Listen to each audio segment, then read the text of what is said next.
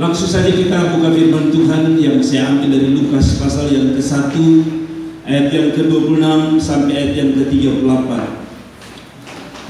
Lukas pasal yang ke-1 ayat yang ke-26 sampai ayat yang ke-38. Demikian firman Allah. Dalam bulan yang ke-6 Allah menyuruh malaikat Gabriel pergi ke sebuah kota di Galilea bernama Nazaret, kepada seorang perawan yang bertunangan dengan seorang bernama Yusuf dari keluarga Daud. Nama perempuan itu siapa? Maria. Ketika malaikat itu masuk ke rumah Maria, ia berkata, "Salam, hai engkau yang dikaruniai Tuhan. Tuhan menyertai engkau." Maria terkejut mendengar perkataan itu, lalu bertanya di dalam hatinya, "Apakah arti salam itu?" Kata malaikat itu kepadanya, "Jangan takut, hai Maria, sebab engkau beroleh kasih karunia di hadapan Allah. Sesungguhnya engkau akan mengandung dan akan melahirkan seorang anak laki-laki, dan hendaklah engkau menamai dia Yesus. Ia akan menjadi besar dan akan disebut anak Allah yang Maha Tinggi, dan Tuhan Allah akan mengaruniakan kepadanya tahta Daud bapa leluhurnya, dan ia akan menjadi raja atas kaum keturunan Yakub sampai selama-lamanya, dan kerajaannya tidak akan berkesudahan." Tetapi ayat yang sama, besok saya akan bicara tentang berkat besar Natal dari 3 ayat ini, 31, 32, 33. Khotbah ini akan menjadi khotbah seri. Jadi besok pagi ingat kita akan kebaktian jam 8 dengan tema berkat besar Natal dari ayat 31, 32, 33. Saya lanjutkan pada ayat yang ke-34. Kata Maria kepada malaikat itu, "Bagaimana hal itu mungkin terjadi? Karena aku belum bersuami." Jawab malaikat itu kepadanya, "Roh Kudus akan turun atasmu, dan kuasa Allah yang Maha Tinggi akan menaungi engkau. Sebab itu anak yang akan kau lahirkan itu akan disebut kudus, anak Allah. Dan sesungguhnya Elisabet sanakmu itu, ia pun sudah mengandung seorang anak laki-laki pada hari tuannya. Dan inilah bulan yang ke-6 bagi dia yang disebut mandul itu." Ayat terakhir, "Sebab bagi Allah tidak ada yang mustahil," kata Maria, "sesungguhnya aku ini adalah hamba Tuhan, jadilah padaku menurut perkataanmu itu." Lalu malaikat itu meninggalkan dia. Saya beri tema hari ini di tema malam menyambut Natal dengan sebuah tema, Natal harus dengan hati. Natal harus dengan hati. Beberapa hari semua orang sibuk untuk menyambut Natal, baik itu menyiapkan oker baru, baju baru, sepatu baru, kaos kaki baru, rambut baru. Hanya satu yang kita tidak bisa ubah, muka tidak bisa ubah. Muka tetap muka lama dan akan terus muka kita bawa sampai Tuhan datang, tetap di sana saja setia. Nah, tapi ada satu yang harus kita bawa. Ayat ini sedang berbicara tentang sebelum Tuhan datang atau sebelum Tuhan lahir sebagai bayi Natal, yang saya sebut masa persiapan Natal. Natal harus dengan hati. Natal yang penting, persiapan Natal yang penting, maaf kata, bukan bicara pakaian, bukan bicara sepatu, bukan bicara gedung, bukan bicara tentang sesuatu yang dari luar.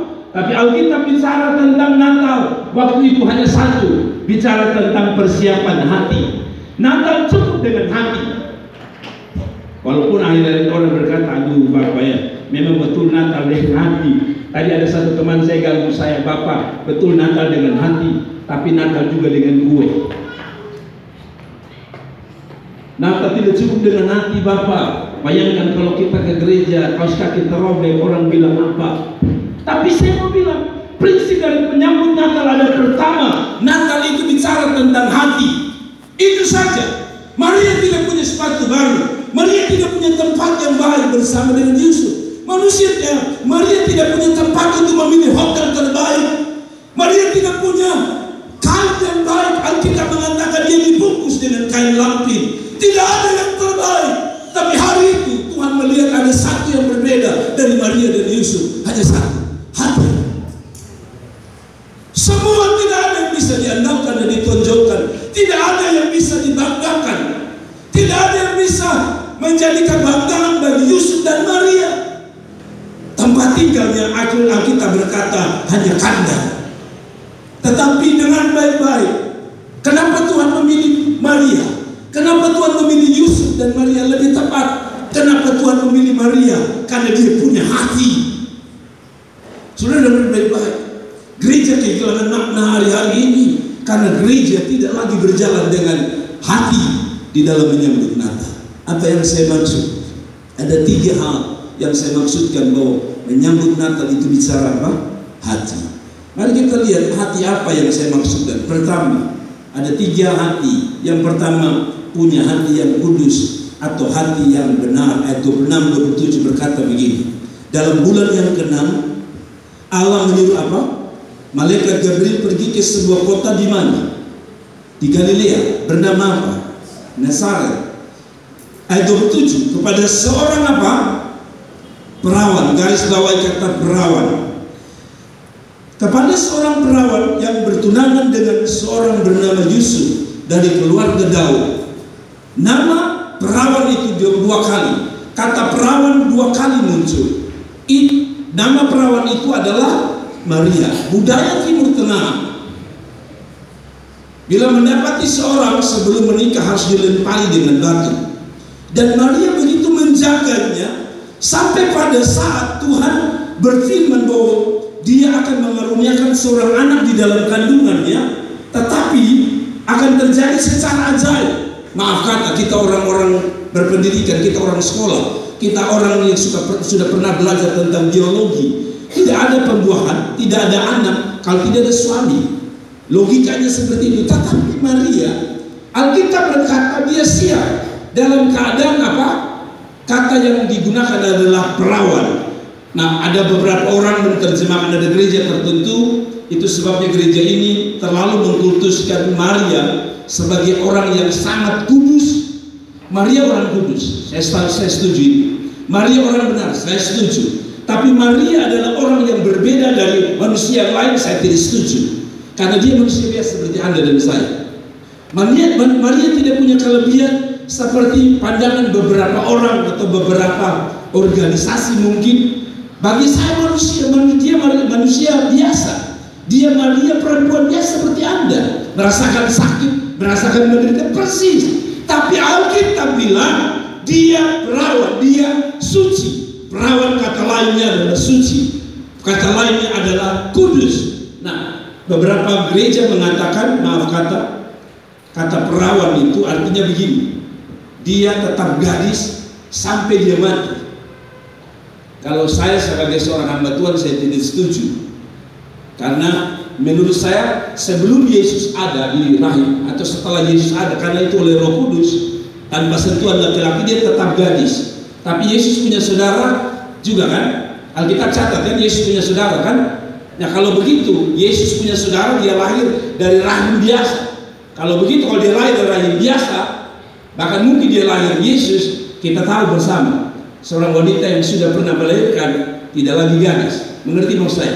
Jadi kalau ada gereja tertentu mengatakan dia perawan sampai dia mati, saya sedikit keluar dari khotbah saya tidak setuju. Tetapi pada saat Allah berfirman, sampai pada Yesus lahir, dia tetap perawan. Artinya dia tetap gadis yang suci dan kudus. Jadi pertama Allah memilih Maria, atau Natal pertama disambut dengan hati yang kudus, hati yang benar. Ada amin. Nah berbeda dengan sekarang, orang menyambut Natal dengan hati yang tidak kudus, hati yang tidak benar. Saya sebutkan kenapa saya menyebutkan hari-hari ini orang menyambut Natal dengan hati yang tidak benar. Hati alias hati yang kotor, hati yang tidak bersih lagi. Di Amerika atau di negara Eropa, Natal itu free sex. Natal itu maaf kata pesta bola. Natal itu mabuk-mabukan. Natal itu identik dengan sesuatu yang jauh dari firman Allah.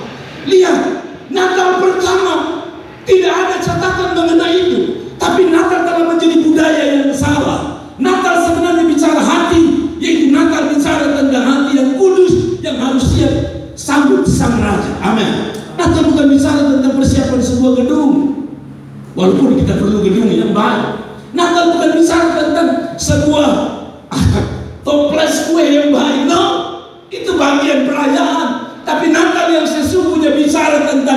persiapan hati di dalam menyambut Sang Kudus, yaitu Raja kita, Tuhan kita, Allah kita. Ada.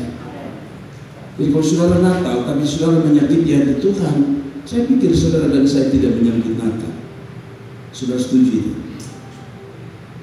Saudara bikin berbeda Natal kita. Saya setuju ada perayaan, tapi perayaan tidak menyakiti hati orang lain. Saudara lihat, Natal sudah berubah. Natal bukan menjaga hati kudus, Natal mengganggu hati kudus orang lain. Contoh, saya paling tidak sejahtera kalau orang Natal lalu gas-gas motor, orang ada kasihan, orang pembapa ada sakit jantung, ada gas motor lewat. Apa hubungannya dengan Natal? Natal bukan bicara gas motor. Natal bukan bicara ledakan-ledakan. Kadang-kadang saya mau tidur tanggal 24, tanggal 31 susah. Ya sudahlah, itu tradisi ada. Tapi begini, sekali lagi Natal bukan bicara ledakan, Natal bicara hati. Ada amin. Coba bisa bayangkan orang mau tidur. Saya punya mama pernah tahun berapa itu, kasihan dia sakit parah di malam Natal. Kita tegur orang meledak, orang bilang apa? Ini Tuhan, itu Tuhan. Iya, tapi Anda mengganggu hati orang lain, mengerti? Hari itu Tuhan memilih Maria karena dia punya hati yang tahu menyenangkan hati Tuhan. Ada amin.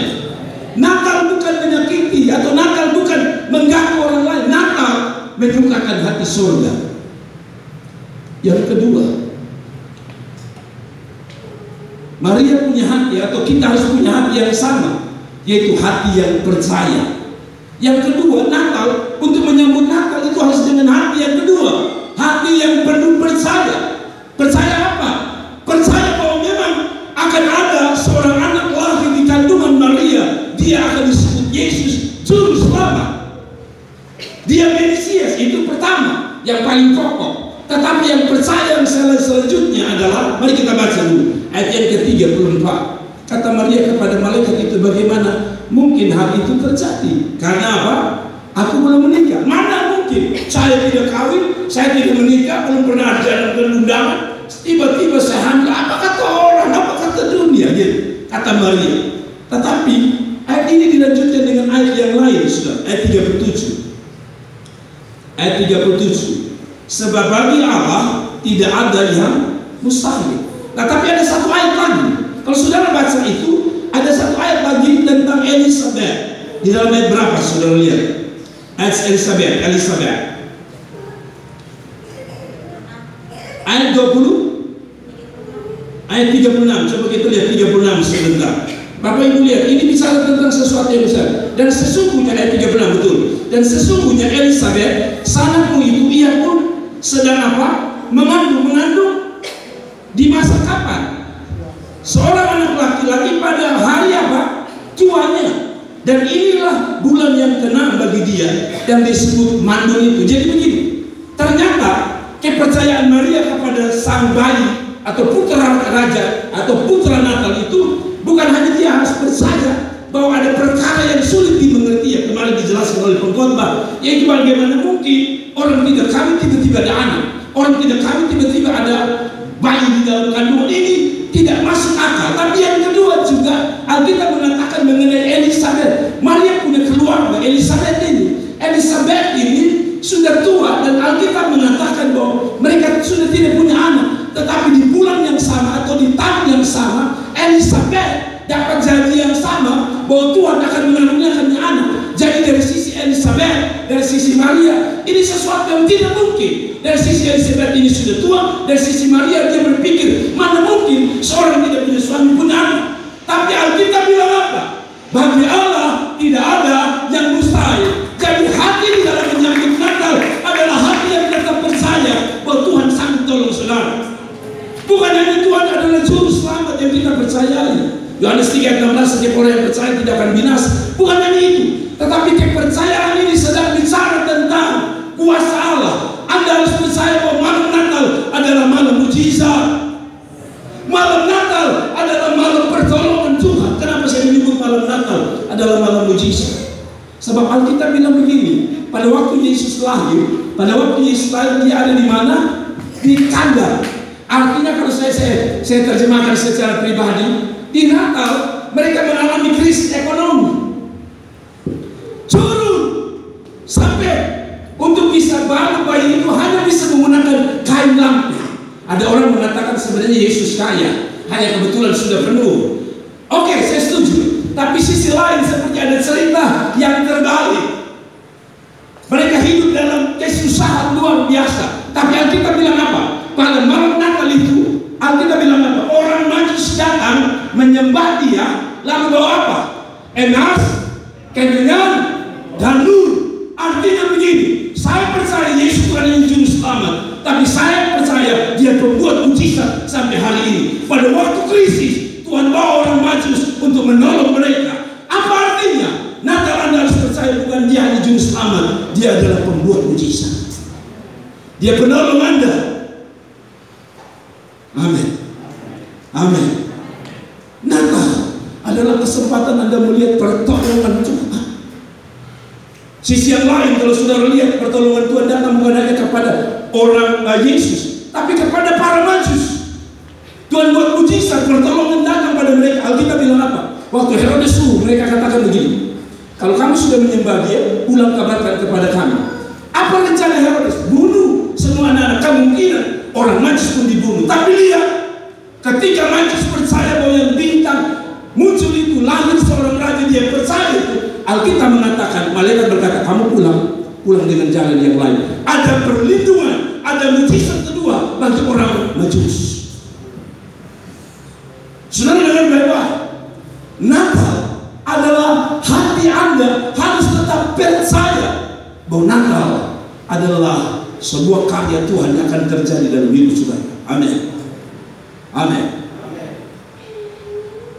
Makanya saya minta maaf kalau orang Natal, orang sedih, orang Natal mulai pikir, aduh besok ini kira-kira kami bisa bikin kue tidak? Betapa bodohnya kita. Sebab mujizat saja yang sudah tua saja Tuhan bisa bikin menjadi sesuatu yang mungkin. Seperti Elizabeth, apalah hanya kue, saudara. Anda harus tahu bahwa mujizat tidak harus dikerjakan karena Anda punya sesuatu. Saya 2 hari ini antar kakak dan adik saya ke satu kantor. Orang berkata kalau namanya pegawai itu kan sudah jelas gajinya, betul ya? Gajinya jelas, tanggal sekian harus terima, tanggal sekian harus terima. Apalagi menjelang Natal, itu katanya ada bonus-bonus. Tapi saya sudah antar 2 hari ini. Gaji mereka belum dibayar semua. Apa maksud saya menyebutkan ini? Begini, ternyata pemeliharaan Tuhan kadang-kadang tidak harus berdasar pada apa yang Anda menjadi. Begini maksud saya, pertolongan Tuhan tidak harus membutuhkan sebuah dasar. Gaji sudah ada, dasarnya jelas, saya harus terima. Tapi Allah bisa tutup itu. Tapi sebaliknya, seperti krisis yang dialami Maria dan Yusuf, Tuhan justru bisa mendatangkan berkat dari timur melalui orang-orang Majus. Saya mau bersaksi tentang perayaan Natal di Atambua. Ketika saya pulang dari Alor, saya dapat berkat sedikit. Tapi secara manusia hitung-hitungan begini. Saya ke Atambua kalau saya naik bus, saya naik bis, itu berarti saya kecapean luar biasa. Maka satu-satu cara yang saya harus pilih adalah pesawat. Tapi ini secara logika, saya pikir begini, kalaupun mereka kasih saya berkat untuk saya kembali, itu mungkin kurang dari apa yang saya akan korbankan waktu saya ke Atambua. Jadi saya total, saya hitung-hitungan secara manusia begini, saya ke Atambua 350.000 karena saya naik pesawat. Dan itu terjadi. Saya bilang, Tuhan, saya tidak mau tahu. Bagi saya mau beri hati saya untuk melayani orang-orang Atambua, itu selesai. Saya pulang, saya tidur, saya pergi beli tiket pesawat seharga berapa itu? Sekitar 350. Lalu setelah saya beli, saya tidur saja. Karena hati saya hanya satu, saya bilang, Tuhan, saya tidak punya otak mau pikir tentang uang. Bagi saya pelayanan itu nomor penting, karena orang sedang menunggu saya. 2 mujizat yang saya alami. Pas saya habis pesan, saudara tahu, malamnya saya buka HP saya, orang transfer kasih saya 500.000. Tuhan ganti tiket. Tapi yang lebih luar biasa bukan tiketnya, Saya melihat memang Natal adalah sebuah mujizat. Waktu kami terbang dari Atambua, pesawat yang pertama hampir jatuh, Wings, pada tanggal kemarin waktu saya melayani, tanggal 14 kalau tidak salah, itu Wings. Semua yang turun cerita mengenai mereka pucat. Mau tokoh agama apa turun, orang bilang muka bodoh. Kami datang lagi, kami tidak tahu cerita. Nanti sampai di bawah saya dengar cerita luar biasa. Kami turun karena saya mau coba-coba Atambua. Orang sering cerita Atambua itu masuk pasti saja ada persoalan, karena alamnya sedikit sulit ditebak. Jadi waktu saya naik kelas Nusa, betul, saya lihat gelap luar biasa. Saya pikir, oh Tuhan tolong. Waktu dia putar satu kali tidak bisa turun, dia putar dua kali tidak bisa. Tiba-tiba dia turun begitu drastis. Kami tidak lihat apa-apa. Itu bunyi pesawat yang mengerikan, dan kami semua tegang. Saya lihat semua orang tegang. Saya belum pernah kata dua, saya pikir ini normal. Tapi memang itu cara Tuhan supaya saya tidak takut. Orang-orang yang biasa kata dua mungkin tahu. Saya lihat mereka diam, tidak ada satupun yang bersuara. Nanti saya baru tahu waktu terakhir dia paksa turun. Sampai saya dengar, itu kan tidak boleh, pramugari tidak boleh ngomong. Apapun keadaan pramugari harus tenang. Dia harus memberi rasa aman, dia tidak boleh memberi informasi. Tapi kalau kebetulan saya duduk tidak terlalu jauh, saya dengar dia punya ngomong. Dia bilang begini, alhamdulillah kita selamat. Saya pikir tadi kita tidak bisa turun, kita harus balik. Saya pikir ada sesuatu terjadi. Saya dengar dari pramugari, saya melihat mujizat kedua. Waktu kami turun, semua orang bertemu, puji Tuhan, haleluya. Sampai di bawah, baru saya tahu bahwa orang-orang di bandara, mereka lihat ke pesawat itu, mereka sendiri ketakutan. Tapi bagi saya, Allah saya adalah Allah yang telah buat mujizat bagi Maria dan Elizabeth. Allah yang sama yang buat akan membuat mujizat bagi saudara dan saya. Karena itu, berilah hati yang tetap percaya pada Tuhan. Hidup boleh suka, tetapi tetap percaya Tuhan. Berbeda dengan sekarang. Saya pinjam kemarin kesaksian. Zaman pertama menyambut Natal, Maria membangkitkan atau menerima atau mau menyambut Natal itu dengan apa? Percaya. Sekarang berbeda. Orang menyambut Natal dengan apa? Tidak percaya. Artinya begini, Maria pada waktu menyambut Natal, dia taruh di dalam hidupnya rasa percaya kepada Tuhan.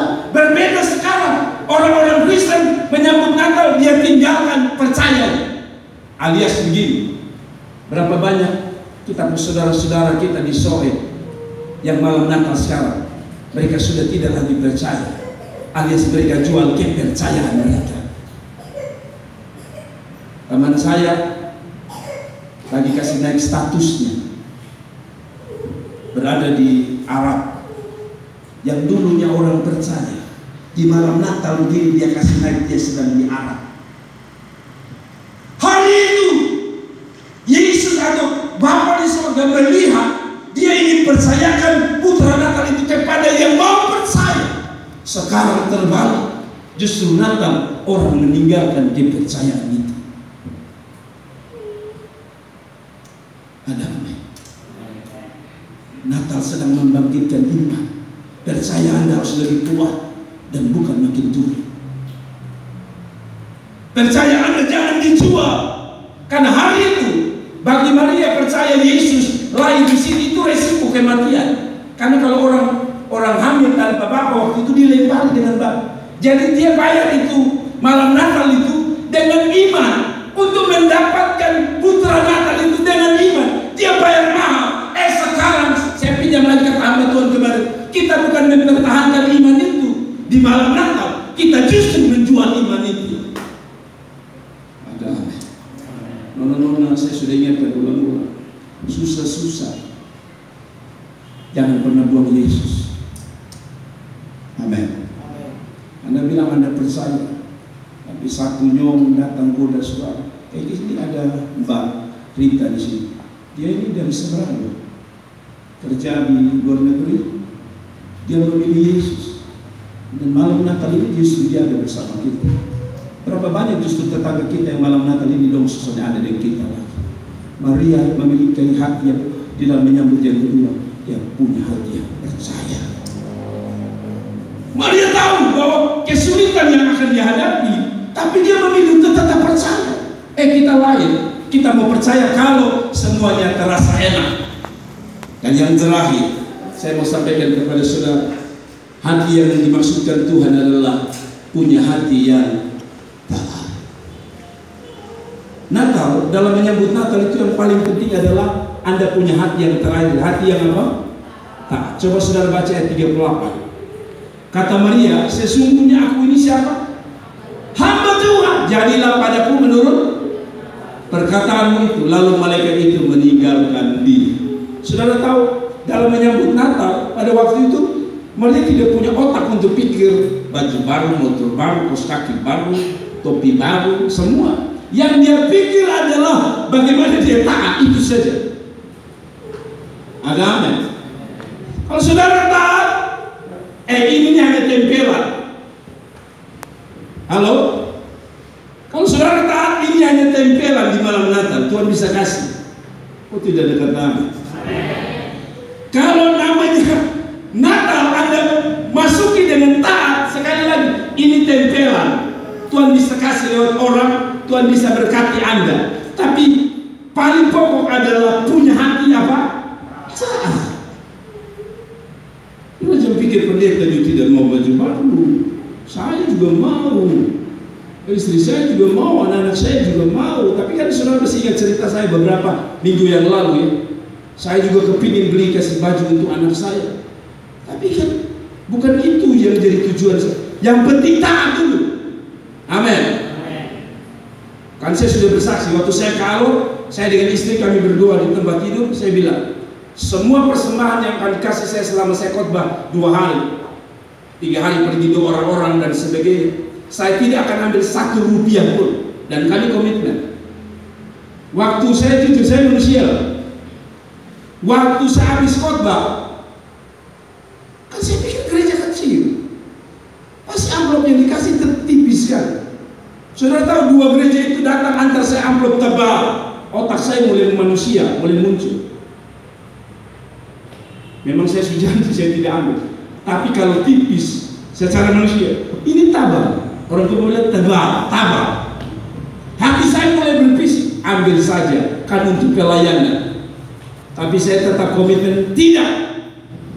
Mereka masuk kamar, mereka bilang, Bapak oke, kami sadar Bapak tidak mau terima, tapi ini bukan. Mereka otak alor, mereka mulai pikir supaya saya terima begini. Bapak memang ini bukan untuk Bapak, tapi untuk pelayanan. Saya pikir nyambung. Tapi hati saya tetap berkata tidak. Saya bilang tidak. Lu jangan main-main.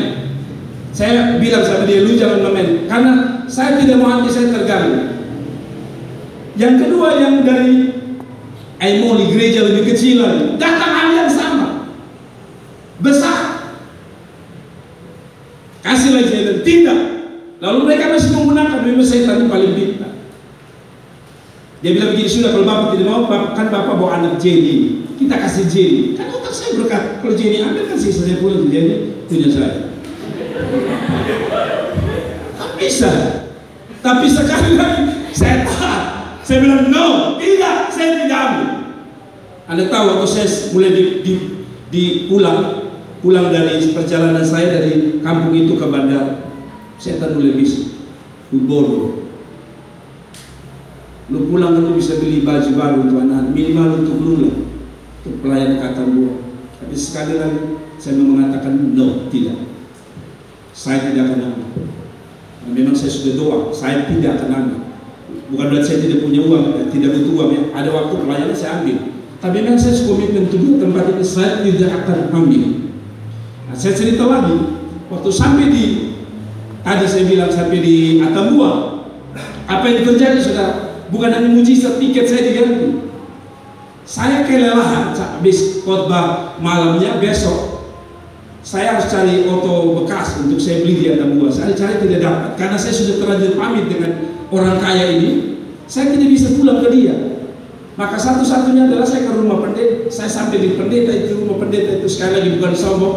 Sampai di pendeta itu saya kepanasan luar biasa. Saya sudah ngantuk, saya sudah capek. Otak saya berkata saya harus ke hotel. Saya mau tidur di hotel. Memang hotel tidak mahal, hanya 250. Tapi saya bilang Tuhan, saya ingin tidur. supaya besok kebaktian minggu pagi jam 6 saya bisa khotbah dengan segar. Jadi saya ambil saja. Betul ada uang sedikit di saku saya ambil saja. Saya ambil. Tiba-tiba teman saya lihat saya di FB, dia bilang, Jam, lu ada di atas gua? Iya, kamu kesini lah. Saya belum makan siang. Mereka masih masak, tapi itu sudah jam 1. Lalu Tuhan, saya bilang, Tuhan, sudah panas lagi, lapar lagi. Tiba-tiba teman saya ajak makan. Wow, di atas meja makan itu luar biasa. Lalu pulang dia bilang gini, kamu nginap di mana? Saya bilang, kan saya sudah bilang tadi, saya di hotel. Nah, karena saya tidak mau orang berpikir saya, kan kadang-kadang maaf kata, saya belajar, saya diajar oleh dosen saya. Kadang-kadang hamba Tuhan ini kan minta halus, tidak minta langsung, minta halus. Sengaja bilang hotel supaya dibayar. Jadi otak saya dari sana saya bilang, saya bayar dulu. Jadi saya bayar 240, saya tinggalkan tas, saya pergi makan. Karena saya sudah tahu, pasti dia tanya, sudah dapat hotel? Saya bilang sudah bayar, sudah. Dan memang saya sudah bayar. Habis makan, dia keluar, dia kasih saya duit. Dia bilang, gereja kami, saya bisa taruh kamu di gereja kami, ada AC. Tapi gereja kami lagi renovasi dan mempersiapkan Natal. Jadi karena kamu tidak distribu di gereja, saya kasih kamu uang hotel. Atau saya sampai di hotel 350.000. Tuhan lihat, saya tidur, saya panjang hari. Artinya karena saya ini orangnya mabuk, naik oto itu mabuk. Jadi saya harus tidur itu minimal 2 jam. Setelah saya makan minum antimo, saya harus tidur 2 jam. Dan hari itu betul-betul saya rasa kasih Tuhan yang luar biasa. Ada amin. Amin. Sampai di sini istri saya pergi doakan orang sakit, pulang saya dikasih baju ini. Padahal saya lagi cari di Ramayana, saya kan sudah hitam toh. Jadi kalau pas saya paling suka tuh kalau baju agak mengkilat sehingga tutup saya hitam sedikit. Saya dapat baju mengkilat ini, saya bilang, Tuhan itu baik. Dengan baik. Kalau engkau taat, ini nih tempelan saja. Tuhan bisa kasih Anda. Wanya amin 3. Natal itu